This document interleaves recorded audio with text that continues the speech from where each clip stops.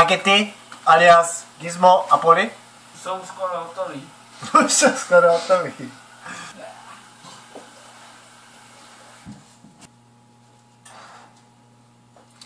Máme jeden nůž. Třeba. Něco green onion. Na noži. Tak tohle je humus. Milane, toto jsou nutrition fact. Nutrition fact. Jsou to nutriční hodnoty. Kolego, můžu tě o něco poprosit? Kolego, prosím tě, trochu to oper. Oper. Opláchni to. Opláchni A to. můžu u toho držet ten nůž? Nemůžeš. Já ho mám rád. Ale ty se zraníš. Já mám rád bezpečí. Oni tomu rostou nějaký vlasy. Ještě jsme zapomněli na česnek. To je ono. Já napíšu mámě, ať mi pošle to. Přesně. Já s nožem jenom řežu a bodám. Až po mu nerostou vlasy. Ty bys byl ten, co to by to dokončil. A já bych byl, kdo to jenom degustuje. Chceš čurat. A jak to chceš? Najemno, na hrubo? Přiměřeně. No, kolečka ne. Ne, kolečka ne. Já mám rád kolečka. Ale nebudou tam kolečka, vole. Ale tak když já mám rád kolečka, tak uděláme půlku kolečka a půlku uděláme nějaký tvoje figury. Azo, trošku, rozumíme si, trochu azika tam jde, jo? Trochu toho driveu, trochu, aby prostě to tady žilo v té kuchyni, rozumíme si. Trochu rajčátek. To musí být prostě polokolečko. Ne! Já jen cibulku mám rád, ale nikdy jsem si ji doma nedal. Pořád. Investovali jsme do olive oil. Zatopíme. Počkat. Zatopíme. Prohodíme. Milí diváci, my teda tam přidáváme rajčátka. Pokud ale nemáte rajčátka, tak tam dejte papriku. Pokud ale bohužel nemáte i papriku, tak tam dejte pórek.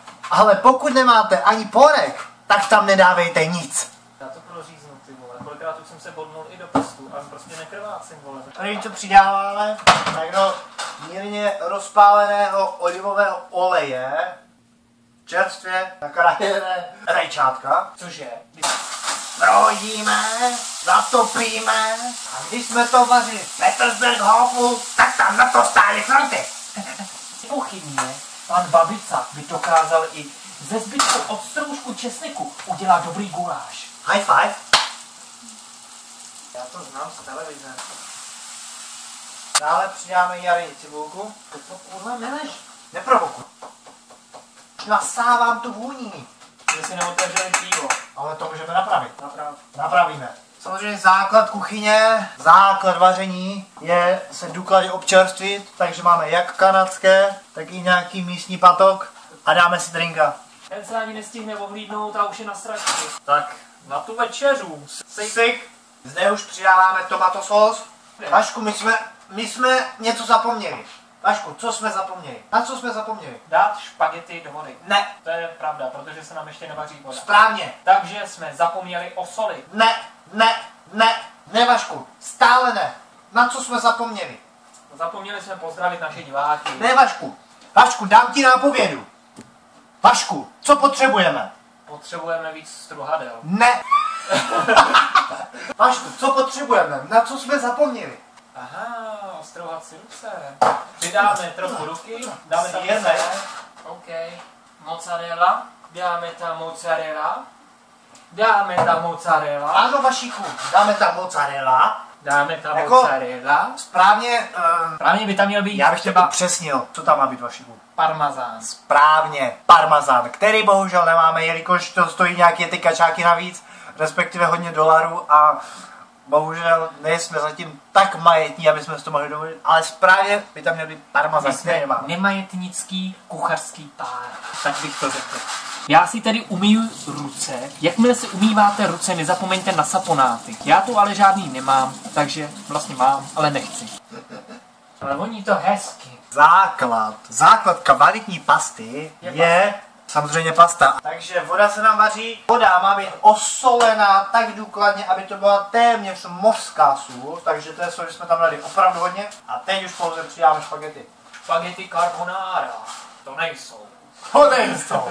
Schválně, když si to tak krásně našel, Vašíku, víš, jak se dělají špagety carbonara? Vím, jak se dělá polévka gazpacho, milý Milane. Vašíku, jak se dělají špagety carbonara? Špagety carbonara se dělají v zásadě skoro stejně, ale zároveň úplně odlišně jak normální lidské, obyčejné, žluté špagety. Carbonara je ta sós ke špagetu. Jak se ta sós udělá? No tak to mrkneš jedno rajče vedle druhýho, rozšlapeš ho. Ty máš štěstí, že jsi mě opravil, protože toto byla tvoje finální zkouška. Vítej, seš přijat do týmu. Super, děkuji. Seš tu, vítám. A teďka mě prosím řekni špagety carbonara. Milane, od toho tady nejsem, abych ti radil. Od toho máš Wikipedii, od toho máš Google. Špagety carbonara, základ špaget carbonara je slanina, která se opraží pěkně, aby byla delikátní. Potom parmazán, hlavní přísadou parmazán, který se tam dává opravodně. Ale Milane, ne, aby pak naši diváci zapomněli, že vlastně vaříme úplně něco jiného.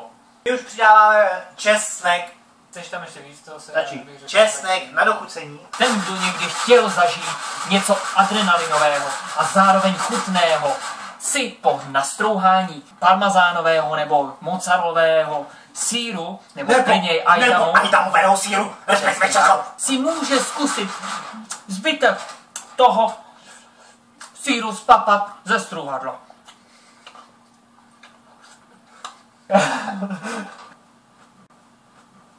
Ježíš, Vašichu, dokoupíme, ty jsme bohatí. A teď už pouze čekáme na pastu, kde sós už máme hotový.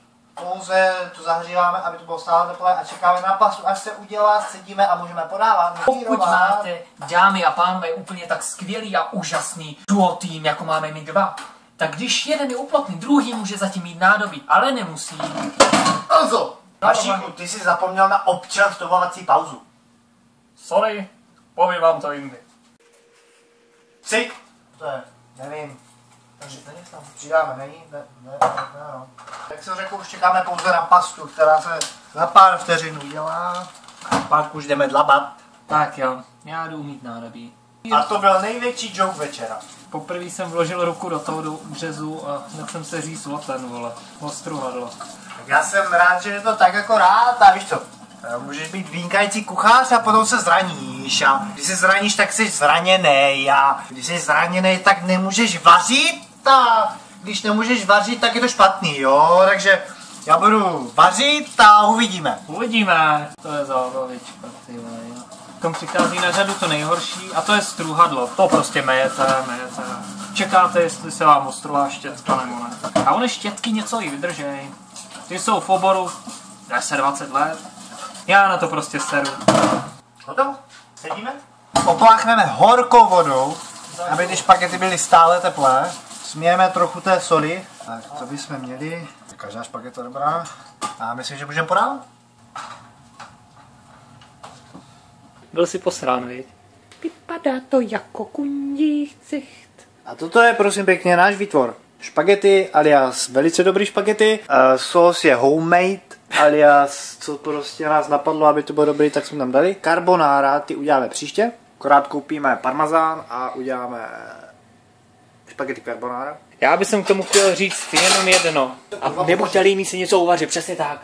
Kurva, je to snad těžký? Bylo to dlouhý? Ne. Všichni byste žrali jenom sračky, a.k.a. burgery. Kdyby to aspoň byly burgery, vyžerete a.k.a. burgery. A a.k.a. tyjo, jsme šikovní kluci a my se nažerem teďka i do bici.